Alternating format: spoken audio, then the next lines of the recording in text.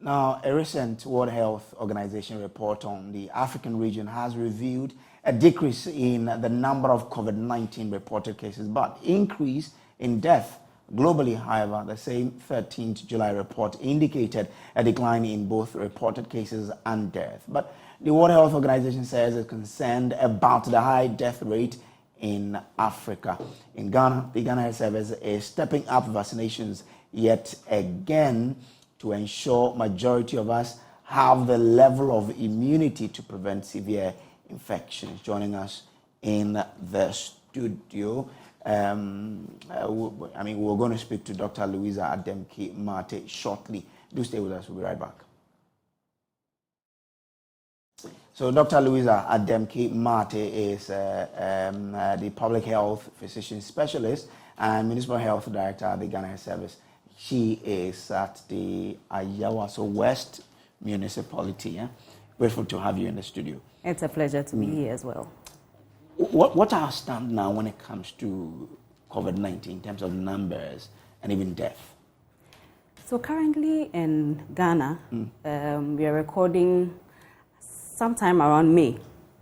We recorded a bit of the highest there, about 30 cases. In this year? In this year. Yes, right. in this year. But the good thing is that we are not recording deaths, but we don't want to record deaths.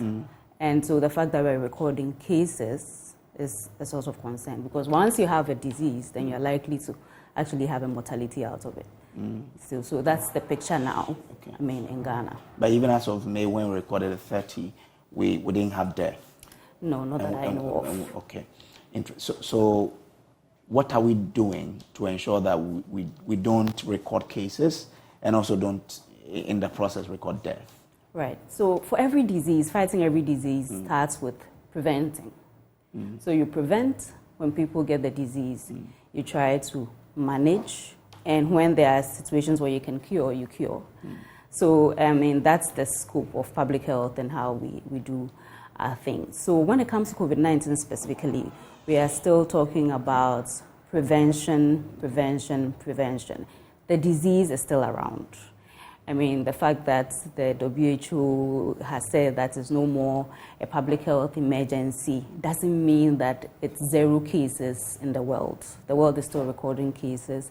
And so all those things that we used to say to the public, don't get too close to people, especially people you are not too comfortable with or know. Don't overcrowd. We should observe the cough etiquette is still important. Don't spit around. And especially when you are visiting health facilities and things like that, try and wear your mask, your face mask when you're going to such places and things like that. It is still pertaining, and we still encourage people to do that, because that is the preventive part of things. Hand hygiene has gone down drastically. But I was very happy when I got here and I saw that Joy FM still has the hand hygiene kits and all that. We do have it. We still need to maintain those high standards of infection prevention and control. And so, yes, we need to prevent. And then when people have the symptoms are the same. Fever, a cough that is unexplained, you've taken one or two things, you've gone to the counter and taken one or two things, it's still not going. You need to check it and go to the health facility. Let someone look at it and say, okay, let's screen for COVID. We screen for COVID, we treat, and then you're fine. Otherwise, people stay and like, oh, there's no more COVID. They have symptoms, they won't report, and then things start getting worse, and then we are back to square one where we came from. Yes. Interesting. Yeah. But what about the things that as a country we were doing? During that time, even at the port of entry, it wasn't easy for you to come through. You need to go through other things before. Yeah. But those things have been relaxed a bit, isn't it? Yes, they have been. And you see, those things that we put in place were very stringent measures because we were in a phase of a pandemic. The acute phase of it, where the numbers were high, infection rates was high, mortalities were high, there were strict restrictions to travel and things like that. And with the vaccination campaigns, all over the world, we've been able to get high numbers of people vaccinated, and that has brought the numbers down. And you know, the restrictions bring economic, fiscal, and social issues. Yeah. And we all didn't like that, you know. So we are very happy that with the vaccinations, we've been able to bring down the severity of the disease, the number of people getting new infections and all that. So yes, things would need to be relaxed a bit so that life to a large extent can go on whilst people still get vaccinated, make sure they prevent from getting the infections. And then we are able to do it. So that's why we are here. That the fact that we are saying it's no more a fake doesn't mean that it's not there. Okay. So people shouldn't say, I'm not getting vaccinated. I mean, diseases as old as yellow fever and measles, we vaccinate our children against those. In some countries, you cannot get into the country without a yellow fever vaccination. But that disease is, how old is yellow fever compared to, you know, COVID-19? So the fact that it's no longer a fake doesn't mean that the disease doesn't exist. And we need to beef up the vaccinations so that we can still have our lives, at least some very good economic, value for our lives, social value, and that sort of thing. So, yeah. So in terms of vaccinations, we had a target in the last time we embarked on this exercise. Yes. How many were we able to do this time around? How many are we targeting? Right. So currently, Greater Accra was one of the biggest hits. Yeah. You know, so the population of Greater Accra is about something a little over 5.6 million. We've been able to do our target really was to do 58% of the eligible population. Okay. And currently, we are hovering something around 51 for people who have received double dose. Okay. So we need 7%. We need more. People who have actually received one dose is the 51 year. Okay. 51% is the double dose, and about 68% have received one dose. Okay. So we have more people who received one dose, but they haven't completed their series, because you need you need 2 doses to complete a series, even though the Janssen gives you 1. But we need more people to complete their series. So we are going out there to make sure we bridge the gap between 1 dose persons and double dose persons, and also even get some people to take their boosters. Yes. So do we also know the number of people who have also taken the boosters? Currently, I know that I think the first booster doses, we have just about 25% who've taken a first booster. But do you also have a target for that?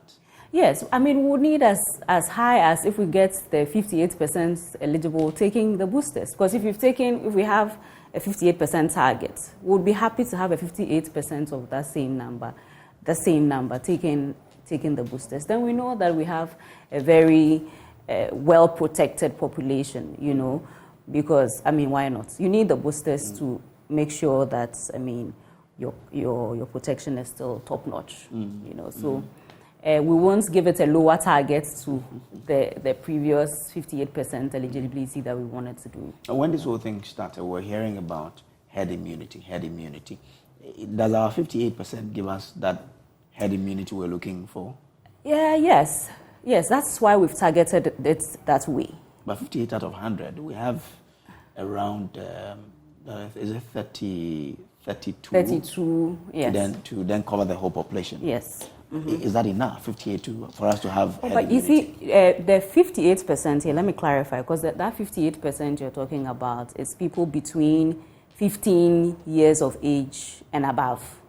That is why that 58%. Did you get what I mean? Yeah. So we have an eligible population of 58% because we have in the population about 15 people between 15 to and above.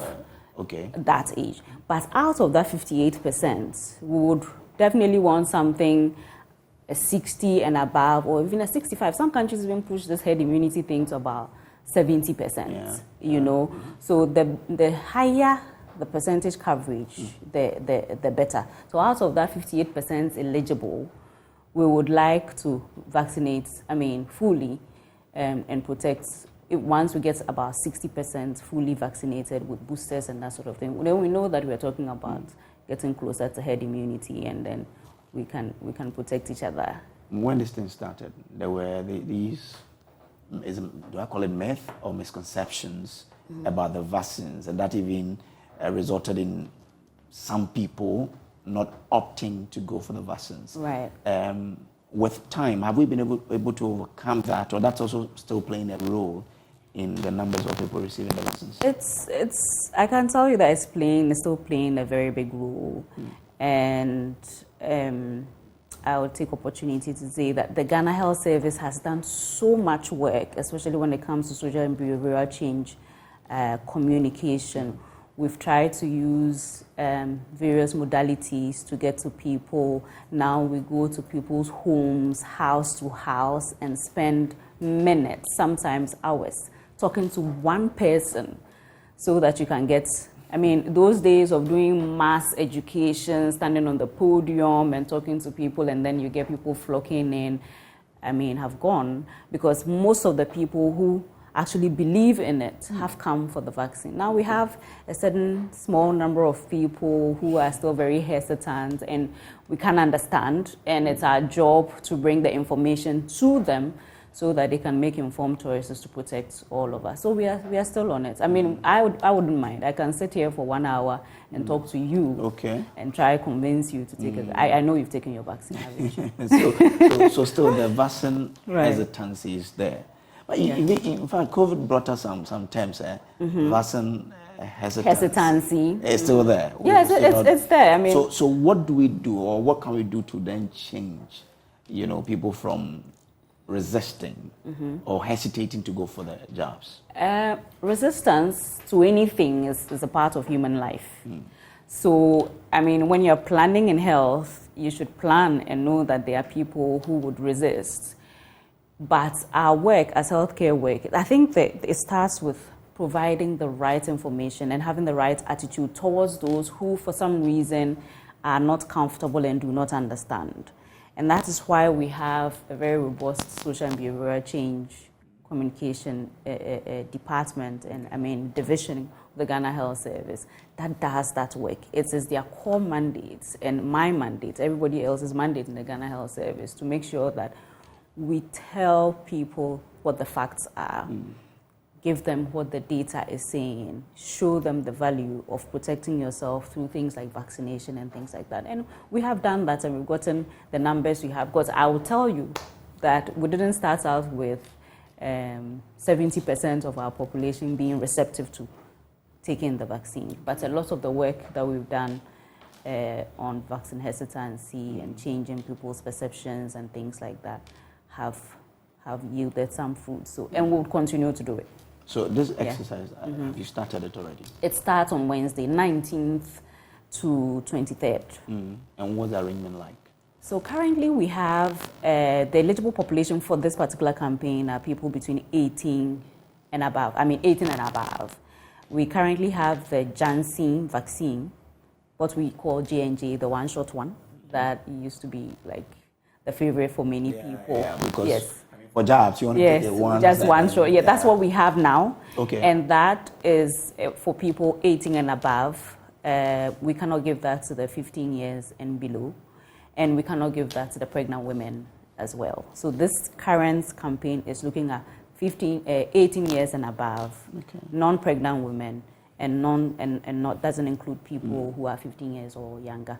In NACVAC 8, that's the National COVID-19 Vaccination Days.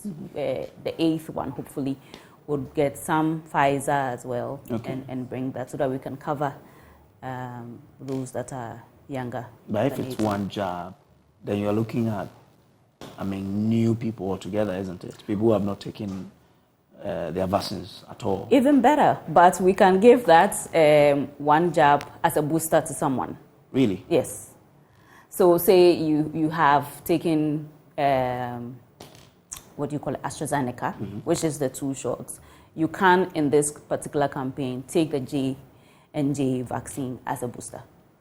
Okay. Yes. It won't cause any problem? No, it won't cause any problems at all. What about people who have not taken it at all? So that would be your first experience to the vaccine. And then after 4 weeks, 3 months, you can take your booster. But you said this is a single dose, isn't it? Yes, it's a I single thought the single dose is the one when you take it. Yes, so the single dose, what it does is that it gives you it gives that impression of the full series when you compare it to AstraZeneca. Because with Astra, you have to take two shots for a full vaccination. But with J&J, you take one and you're fully vaccinated. So you get exposed to the shot again, and it's a booster. Okay. Do you get it? It's not because you are coming in to complete the series. So if say I've taken J&J in the past, if I take this one, that's my booster? That's your booster. Okay. That's your booster. You can take it as a booster. Yes. When are we going to stop taking boosters? Or from time to time we have to take boosters? Again, it will depend on how the virus behaves and the new data that we get. I mean, immunology, they would have to look at how the body is responding to these vaccines and then see how the antibodies remain. And then they would advise, I mean, Noguchi does that. I mean, I know other countries are also working on those things to advise how many boosters, if any, would because I know there are people in Ghana who actually want third boosters and things like that. Okay, all right. I guess this is a nationwide campaign, right? Yes, it is. Nationwide. It is.